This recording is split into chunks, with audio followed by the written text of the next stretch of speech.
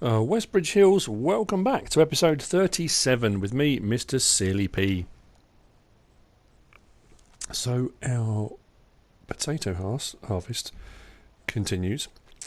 You can just see through there the Krampe trailer right through the middle there. And I've got both the harvesters going on the bottom half of 15 doing a barley harvest. So I've got a few things happening at the same time, but I've made a decision to get rid of the IT runner. When I first bought it, loved it, clever idea, do like all the different backs you can get on it, all that kind of thing, but for some reason there seems to be this annoying incompatibility, and I know it's a minor thing, if you can put up with it, it's no big deal.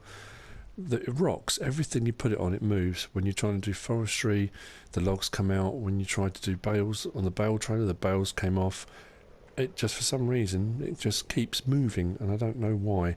The back goes onto the base, but the base is quite heavy on its own anyway. So, I'm going to sell it. But I'm going to replace it, and that's why I'm here. Because now I'm doing potatoes, I thought it was quite important, because I don't own one yet. Actually, I'll check. I'm going to get a Tatra Phoenix 6x6 agro truck. Again, we come down to that massive decision we have every single time. What colour? Oh, I don't know. I think I'm going to go, bizarrely enough, with yellow. Why not? And to go with that, to make our lives a lot easier, because I've got rid of one trailer, is to replace it with another, but a larger one. I'm going to go with the Krampe SB3060. So yeah, 59,000 litres, 98,000 to buy, but there we go, our combo. I've said this before, if you haven't watched any of my gameplay series before, I get the Tatra over the Man because on the back you can put trailers on, but you can also put trailers on. It's got a trailer hitch, makes it really, really versatile, handy bit of kit to have. So let's jump in this and hook up. There we go.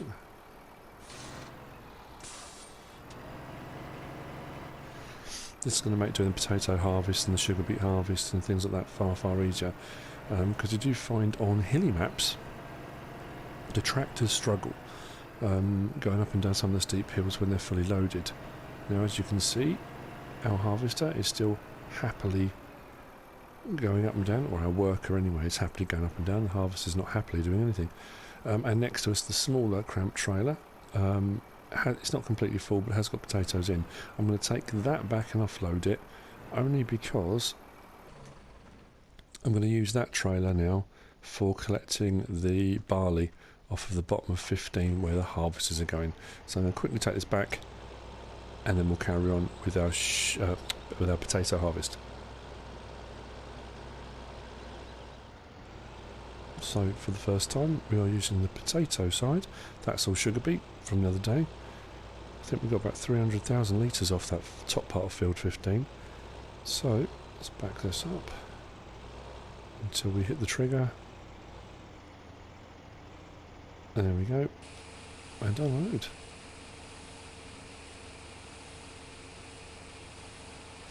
First potatoes on Westbridge Hills.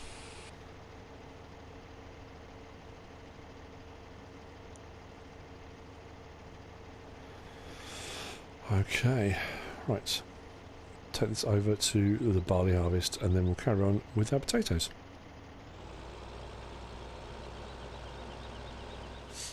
So as you can see with the barley on the bottom half of 15, I've got the harvesters doing two separate halves so they don't actually come together in the end, which is quite handy. Normally do that by sending one harvester down the middle, and when it gets to the end, turning it one way or the other, and then just making sure the other harvester does the other half. Just an easier way of doing it. Okay, leave him here, and we'll get back over to our potatoes. And our potato harvester is full. Okay, so let's go and jump into the Tatra and bring it down to do an unload.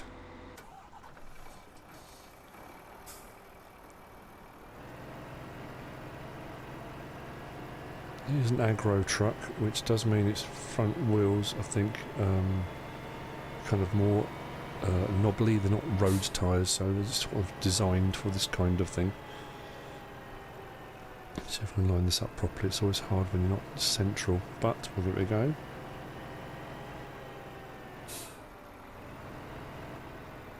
See if I can do this.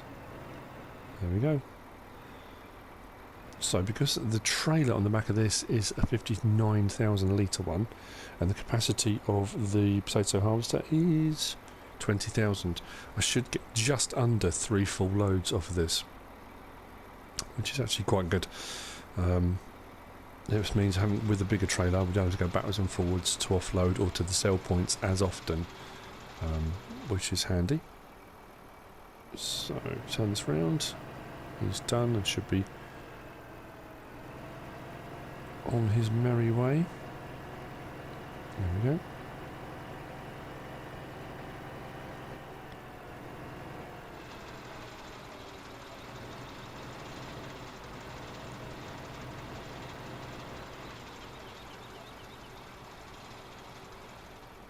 What I'm also thinking, while I sit here in my cab,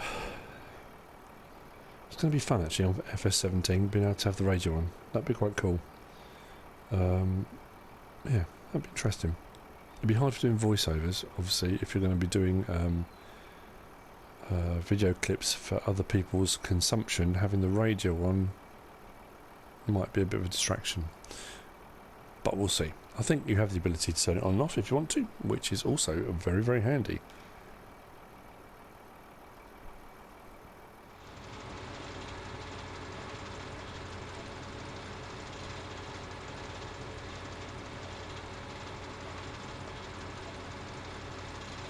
I think what I might do, the same as I did over there on the top part of 15 when we did the sugar beet harvest, is once I've got enough of a gap on this right hand side where we've already been, I might bring up the cultivator and kind of start cultivating at the same time. That way, as soon as it's cultivated, I can get fertiliser in and reseed it almost straight away, really. So I think actually I've probably got enough space now to get it up here. And he's only on 7,000, so it's probably another strip and a bit, I think, before he's full, hopefully, which is making life easier because it does mean that the conveyor belt for unloading is on the correct side every time, or at least it is at the moment. We'll see how we move across the field. So I've grabbed the cultivator, the Lemkin, the only tractor I've got with enough horsepower to actually pull this at the moment is the Terra Variant 600. So my next purchase have to be a tractor with a higher horsepower. That's another thing I'm really looking forward to on FS17 is the adaptability of the tractors, the fact that you can take them to the workshop and increase the horsepowers and those kind of things. It does mean you can end up with a much more versatile tractor that you can start off as a kind of base model and gradually build up with the same tractor to be able to do far more things, which I think is great. Although there are going to be so many different tractors, you're going to want to own one of everything. I mean, let's be honest.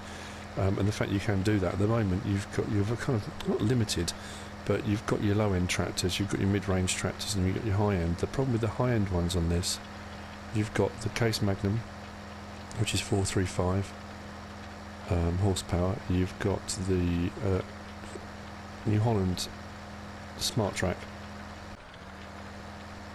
which is also 435. You've got the New Holland T8, but it's only got 320 horsepower. So if you get it for pulling this, which it will pull, because I think this is 300 horsepower it requires, you haven't got enough horsepower then for like pulling the big horse Pronto, which is a bit of a nuisance. You've got this one that's got 500 and something horsepower, which is great. I mean, this is not what it's designed for. It is a tractor unit, and it has got a 3-point linkage, which is brilliant, and the trailer hitch, which is also brilliant, but this isn't really what it's designed for. So at least on FS17 you have got a kind of, if you wanted to, you could have 3 or 4 high-powered machines if you wanted to have varied different vehicles doing the same sorts of jobs. I don't know. The problem is I'm kind of attracted to loads of them. I want a Fent, absolutely. I want a Challenger, absolutely. I want a New Holland T7. Haven't had one of those before. You know, there were so many. The brand new Deutz-Fahr, the 9 Series. There are loads. Anyway, I digress. I'm going to jump back into the Tatra so I can keep the harvester going.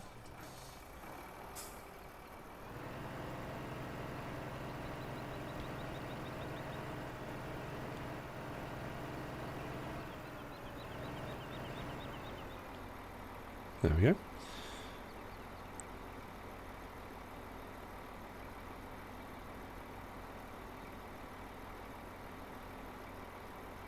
So yes, with just over a week to go, lots to look forward to, and it's kind of what people have said before. There's nothing wrong with FS15. It's a brilliant game. Absolutely love it, and love the vehicles and love all the equipment and all the rest of it. It's great. Wouldn't play it as much if I didn't, but having a whole new range of stuff, and for you, if you're a PC player and you're watching my videos at all, you guys have kind of had that luxury for quite a while, the ability to be able to download a mod and sort of decide on a different track you want to use, or one that doesn't exist in the base game. Is just fantastic. It's such a great thing to be able to do. So yeah, for console players, if any of you that are watching this are out there, if you're watching this after the release, and you know, it could be 6 months from now, a year from now, 2 years from now, I'm anticipating it being a brilliant game, and I'm sure it will be. We shall see.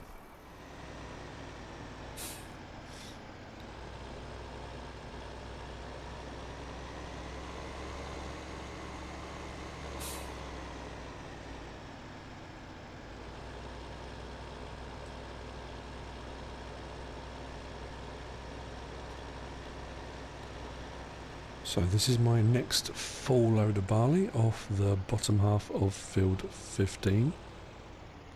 Put it into storage, waiting for those great demands, which never seem to come.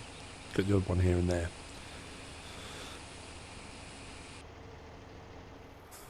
Now, because he's coming up the field, I'm hoping I'm going to get to him before he fills up so we can keep going. And this should almost put me at a full load, actually. If I stay next to him until I'm full, please get to him in time. There we go. Brilliant. So he can keep going. Actually managed to do it this time.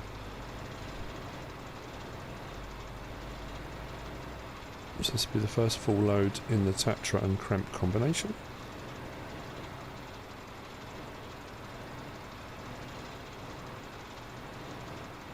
We're on 59,000 litres, we are full. Beacons on, let's take this and unload.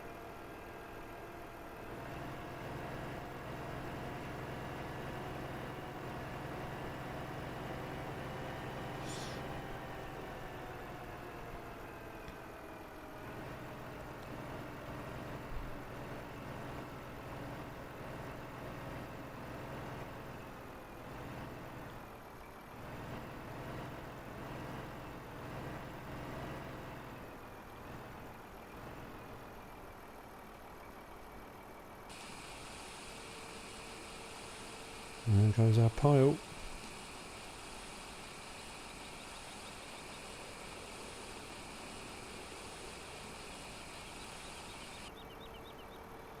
Excellent, that was quick. Right, back over to the field.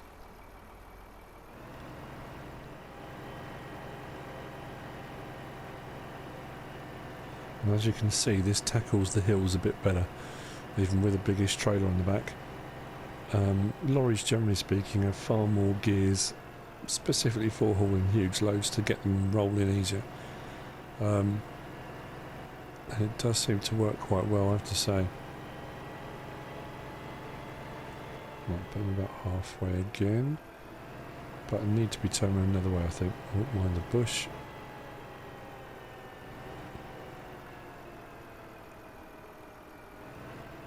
If I put it here, then I'm ready to go whatever direction I need to go.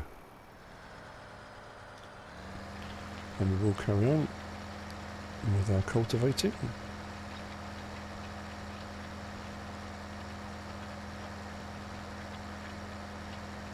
I think roughly if I keep the door pillar on the left lined up with what I've done already, it should keep me on track. Yeah, I'm over a little bit actually. I'm over a lot because I've swerved. Okay, there we go, that's better. Whoops.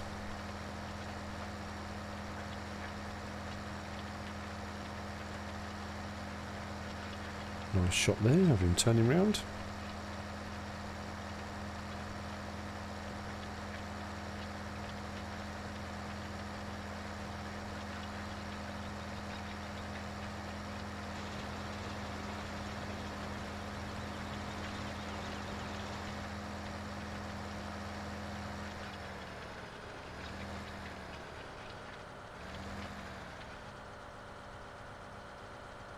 That Holmer seat's a pain, catches me every single time.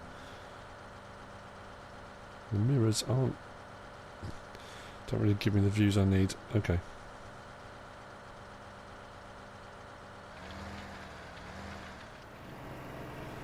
I would say this is actually filling up really quickly.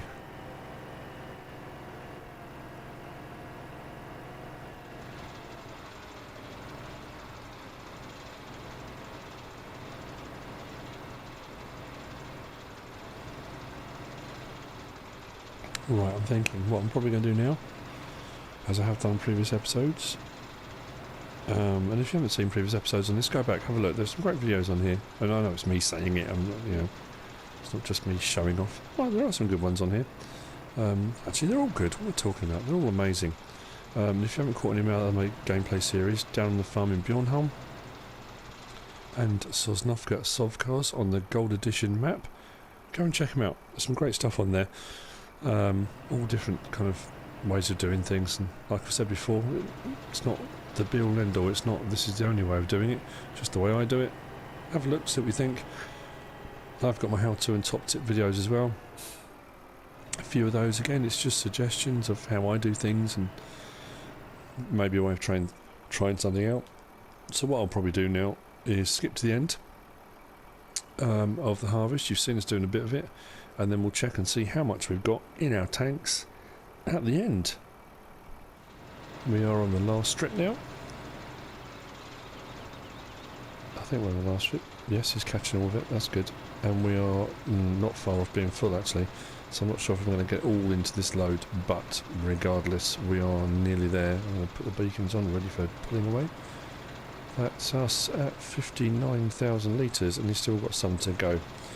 So that's us for today. Potato harvest done. New truck, lorry, and trailer. We've done barley harvest on the lower part of 15. As you can see, while this has been going along, I've been chasing it with the cultivator on the back of the Holmer, and also the fertiliser spreader has been going along as well. So we're not far off this field being ready to be seeded again anyway, which is great. I'm going to carry on doing some silaging because I'm trying to raise enough money to buy a field. Problem is now all the rest of the fields are quite expensive. So that being said, I'm looking probably in the region of 400,000 probably, but never mind. So this is near enough the last load off of here. If you've liked the episode, give us a like. If you don't subscribe yet, please do. If you want to leave a comment, I'd love to hear from you. If you want to share the video, absolutely do. The more people that see them, the happier I am. I'll load this out of here. We are on Facebook. Screenshots are appearing regularly on there, as are the links for the YouTube clips. just check this on here. Potatoes, we are now up to 275,000 litres. Sugar beet, we got 344,000 off that field. So to be fair, they're not bad yields. I mean, they're fair sized fields in all honesty. But we're doing alright out of this. Anyway, whatever you decide to do, as is always the case, thanks for watching.